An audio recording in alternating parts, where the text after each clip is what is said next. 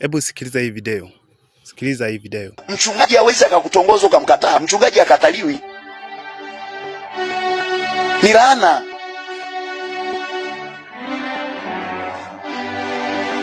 Hamjanielewa? Yaani mchungaji akutongoza ukataa ni laana.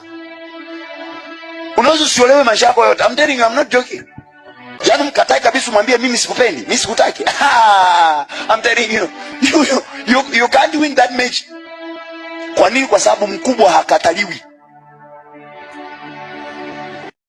Nilikuwa namwambia binti mmoja, mchungaji hawezi hivi. Unajua kwamba wapinga Kristo ni wengi sasa hivi duniani, tena wamekwisha kuwapo sana.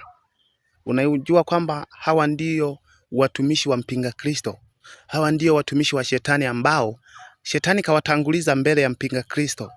Yaani kawatanguliza hao ili waje wawapumbaze nyie. Mkishapumbazika ndipo yule mpinga Kristo apate nguvu ya kuja kuwashinda watu wote ambao mmesikiliza mafundisho yao na mkayaelewa. Akishawakamata hamtatoka humo katika vifungo vyake, isipokuwa kwa neema, tena mmoja mmoja, na haiwezekani kwa urahisi kuokoka mtu isipokuwa wale waliochaguliwa na Mungu. Maana sasa hivi mnapowasikiliza kwenye makanisa kama hayo, hameni, ondokeni. Ukisikiliza kanisa lipo namna hiyo, hama hilo kanisa. Yaani hilo kanisa hama. Usikae kwenye kanisa la namna hii. Usikae kwenye kanisa linalofundisha ujinga wa hivi. Mpinga Kristo anapojipatia watu makanisani wa kumsapoti, ndivyo anavyofanya. Anatanguliza kwanza, nguvu yake inafanya kazi badala ya yeye kuja. Kisha yeye akishakuja ndipo ataupindua ulimwengu kwa kujiita yeye ndiyo Kristo. Atajilazimisha ajiite yeye ndiye Yesu, na watu wengi watamwamini ili wadanganywe na mashetani. Sikilizeni waambie, mpinga Kristo ndiyo papa.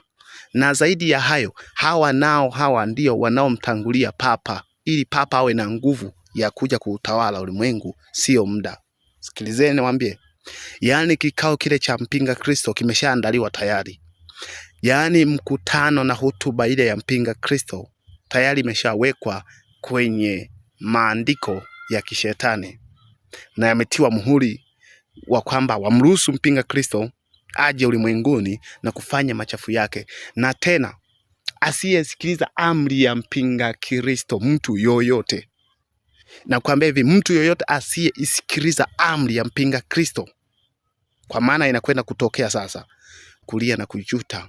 Itawapasa watu kuuawa, kila mtu asiyemsikiliza mpinga Kristo. Yule nabii wa uongo atakapotokea, mtajuta.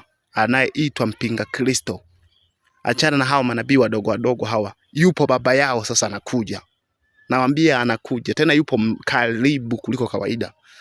Msipoweza kuokoka na kuwatoroka makanisa, acha kabisa, ondoka kwenye makanisa yanayofundisha vitu vya namna hii. Hama hilo kanisa. Usitishwe tu nini.